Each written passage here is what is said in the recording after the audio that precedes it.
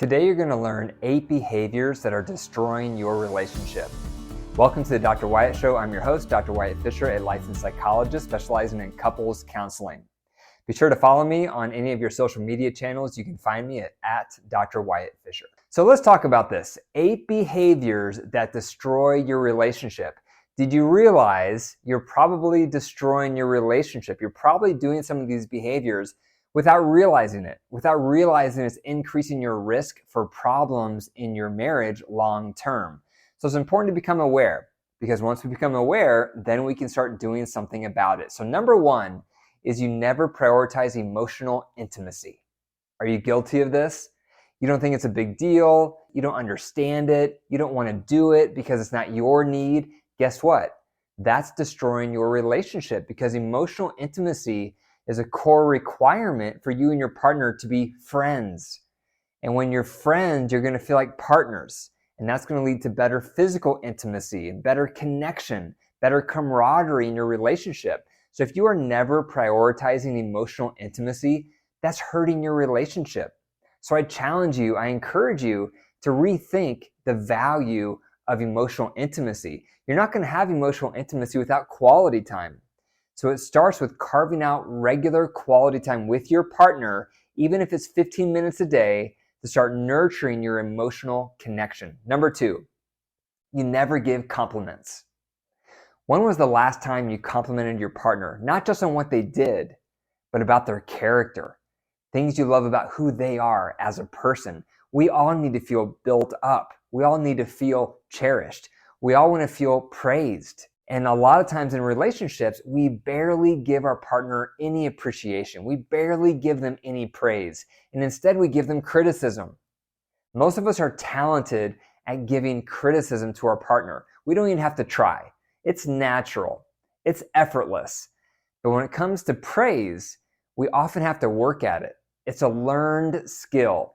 Practicing optimism in life is a learned skill. That's why practicing a gratitude journal is recommended. Thinking of your blessings every day is recommended. Likewise in your marriage. How often do you intentionally think about the good things about your partner? How often do you tell them the good things about them? It's important. And if you're not doing that, you're hurting your relationship. Number 3, you never ask for constructive feedback. When was the last time you asked your partner how you could improve? When was the last time you asked your partner about your blind spots? When was the last time you asked your partner how you can become a better version of yourself? Your partner is your biggest personal asset. They see you like no one else. They have more feedback, more perspective, more objective observation than anyone else in your life, because they're with you day in and day out. Do you leverage that feedback? Do you leverage their insight? Do you leverage their wisdom? Probably not. Most people never ask their partner for constructive feedback. Then their partner gets fed up and then they criticize their spouse. So if you want to stop getting criticized, start asking your partner for constructive feedback on a regular basis. If you do that, they won't blindside you with criticism because you're proactively asking for it.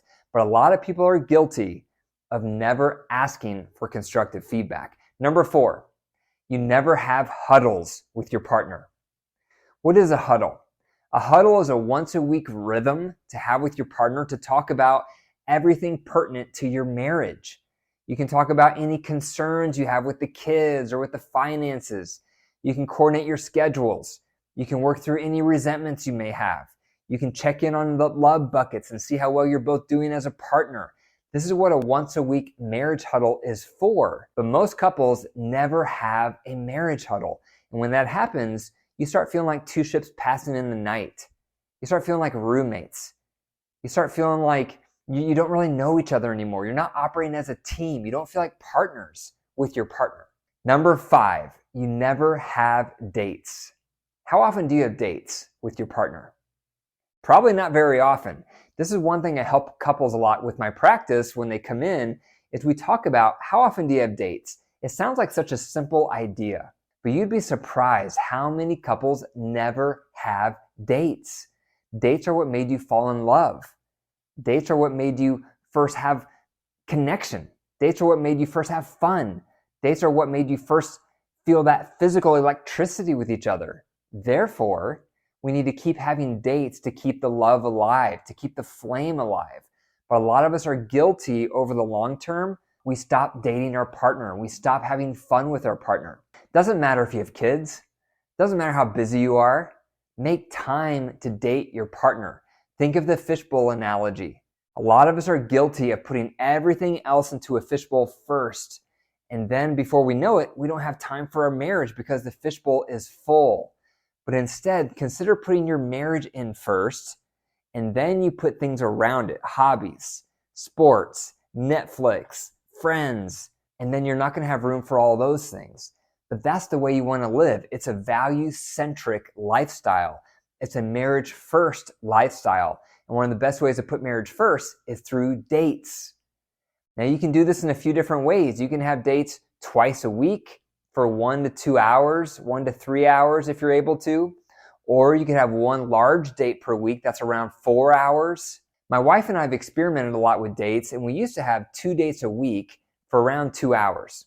And we did that for a while. We would do it during the school hours while our kids were in school, so we wouldn't need a babysitter. It made it really affordable. But we found over time, the 2 dates a week that was only 2 hours, it felt too rushed. And so lately we've combined those to have 1 4-hour date per week, and it's been amazing. We've only been practicing it for a few weeks so far, but it's already had a significant impact because now we feel more freedom. Now we can go on adventures. We can drive to Denver if we want to. We can go out of town and do something more special. The other thing I recommend that you do is take turns planning the date because often one partner is more of the planner than the other one. And it's never fun to feel like you're in charge of planning the date every week. You get stuck with what to do and what to suggest. So I always recommend for couples, take turns planning the dates. 1 week, partner A plans it. The next week, partner B plans it. The other week, my wife surprised me with the date that she was planning, and we went out to a restaurant, and then we went to the Denver Marine Aquarium. And so it was fun. I didn't know what was coming. It was a surprise, and I really appreciated the effort she put into it to plan it. But it doesn't have to be anything elaborate. Another time I planned the date, and I took her to a favorite restaurant she wanted to go to, and we came home and watched a couple episodes of one of her favorite programs. So you don't want to have screen watching to be the majority of your dates. You want it to be the minority of your dates. And you also want to try to include 4 things in your dates. Try to have a lot of affection, a lot of emotional intimacy, something with recreation so it's fun, and then something for sensual activity. Sensual activity could be cuddling, it could be a sensual massage, it could be a bath, something that's romantic. And that's also why it's nice to have a larger stretch of time so you don't feel rushed. If you do all 4 of those elements in a date, most likely you'll both walk away saying, that was a great time. However, if you only do 2 of those 4 or 3 of those 4 elements for the date, one of you will walk away saying, that was great. And the other one will walk away saying, that kind of sucked. So that's why those 4 elements are helpful to make your dates fulfilling for both partners. But so many couples are guilty of never having dates. And they say they don't have time. They're too busy. Give me your phone and let me look at how much time you're spending on social media. Let me see your phone so I can see how much time you're spending on Netflix. Let me see your phone so I can see how much time you're surfing the web. We often have the time, but we're spending it doing other things. Prioritize your marriage. Put it first in that fishbowl if you want it to thrive. Number 6 is couples never share power. This also hurts their relationship. If you are never sharing power, what that means is that you make up your own mind. You make up your own decisions on things that are going to impact your marriage. You don't ask your partner what they think. You don't share power. If they share what they think, you still do whatever you want. You're being dominant. You're domineering. Sometimes you may be domineering in a certain topic, and other topics, maybe your partner is domineering and they don't share power. And it hurts your relationship when you're like this because no one wants to feel voiceless. No one wants to feel like my opinion doesn't count. No one wants to feel like what I say doesn't matter.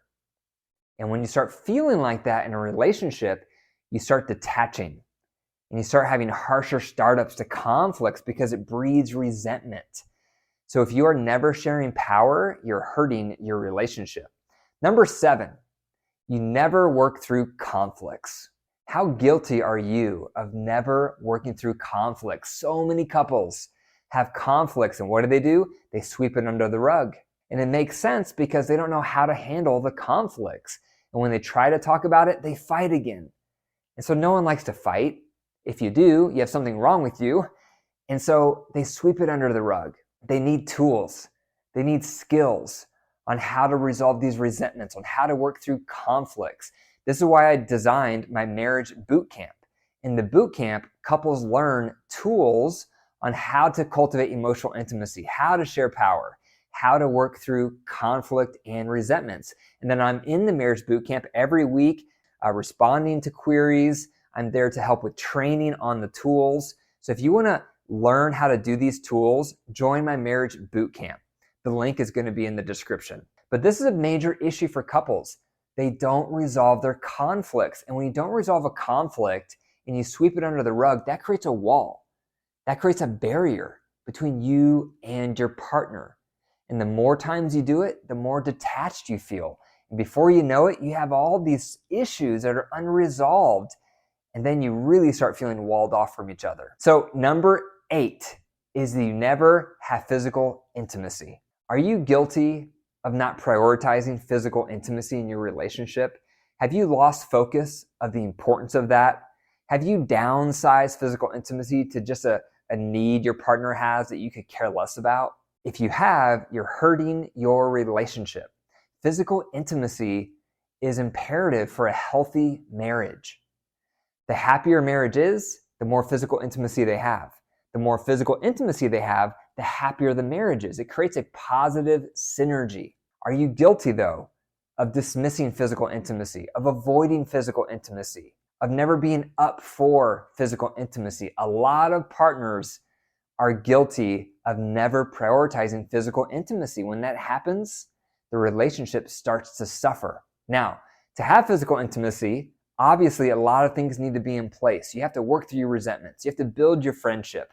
You have to nurture that romantic, sensual time. But even when those things are in place, a lot of partners still are avoiding physical intimacy. And if that's you, you're hurting your relationship. So those are the 8 ways you're hurting your relationship. Number 1, you never prioritize emotional intimacy. Number 2, you never give compliments. Number 3, you never ask for constructive feedback. Number 4, you never have huddles. Number 5, you never have dates. Number 6, you never share power. Number 7, you never work through conflicts. And number 8, you never have physical intimacy. Thank you for listening to the Dr. Wyatt Show podcast. For my free worksheet, my PDF on this podcast episode, make sure you go to drwyattfisher.com/pages/freebies, and the link is also in the description.